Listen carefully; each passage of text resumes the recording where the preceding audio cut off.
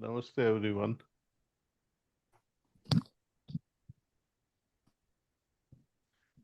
Namaste, Daaji. Namaste, ji. Good morning to all of you. Must be very cold there, right? I see you all in sweaters and jackets. Yeah, it's nice. It's just raining a little bit. Oh, nice. So let's begin with some questions and we meditate.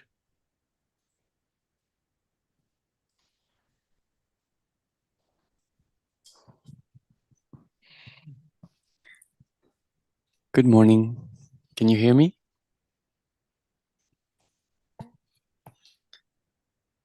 So we have been preparing the event of asking you some questions. And while we were discussing this, we were actually having a hard time to find questions because you gave us so many answers already. We have so many books of literature. We have so many speeches. We have a wonderful heart that can give us all the answers that we need. So we still want you to talk because you are very inspiring. And so we still came up with some questions. And so we were thinking that what we really want is to help our living master to fulfill his vision and to lift some of the work he has to do, to lift some of the weight from him and to be more responsible.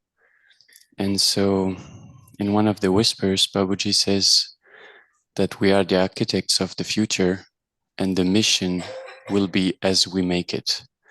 And so we were wondering how to inspire and help each other to create the future of our mission, the future of humanity.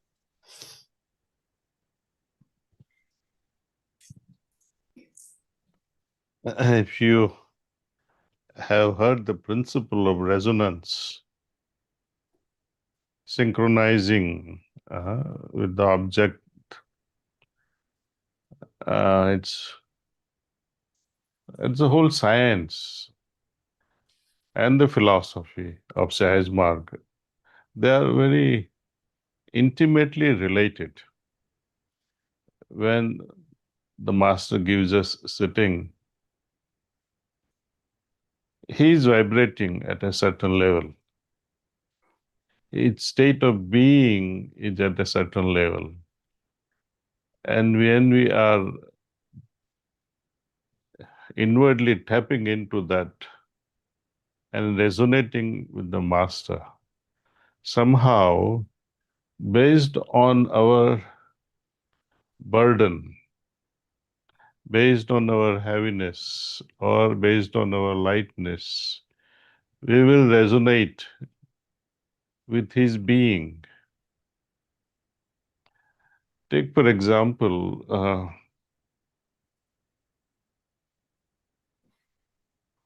when you are in a company, let us say you are with your mother and she's so happy.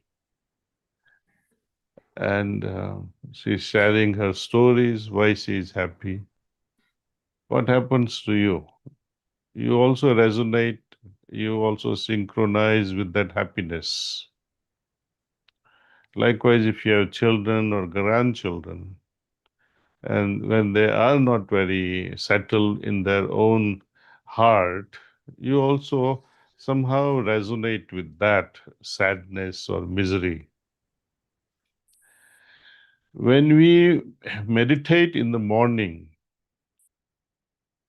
and during daytime, when we recall the memories or the state of being of that meditation, that experience, the way we felt and the way we have become at that moment, when we recall that moment, we also begin to resonate with our own previous condition, which was so sublime after the meditation. See? So this synchronization or resonance is a very scientific thing. It changes the environment, and same thing happens when the egregore of individuals are also somehow resonating at a certain level of spiritual vibrations. It sets the tone for that assembly. And you can witness this assembly right now at Vrads. It is at its best.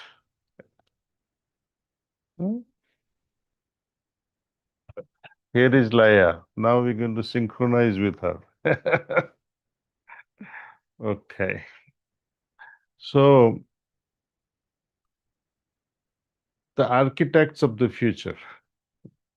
We all are architects of the future as abhyasis. First, we have to resonate with our deeper self. And only then we will be able to resonate in the best possible way with the master, who is at a higher pitch or higher frequency than all of us. So we have to start within ourselves first through a regular practice. And we can come to that closest level of resonance with the master when our inner purity, simplicity would match with his. Then we are at our best, you can say, and then others will also resonate with us without us telling them. See, when I see people, and thank God, now I'm able to see little more than what I was able to see few years back. You see, that how this practice impacts everyone, how each one increasingly becoming more and more transparent.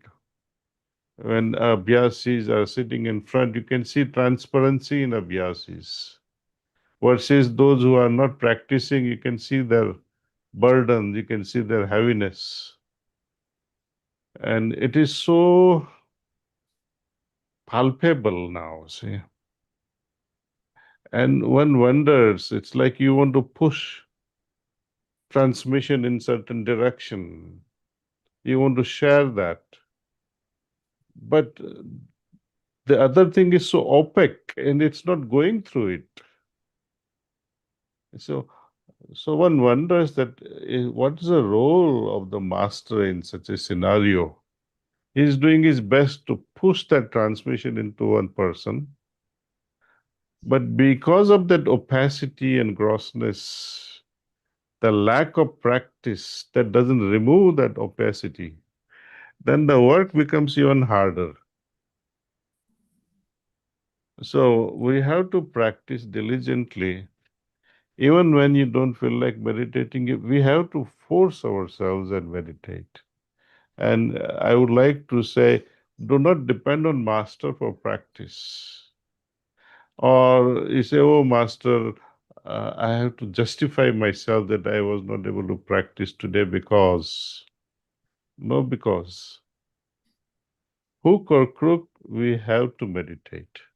We have to practice. We have to offer our prayers.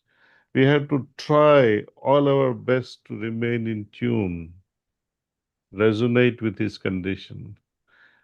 Of course, all this depends on our individual interests.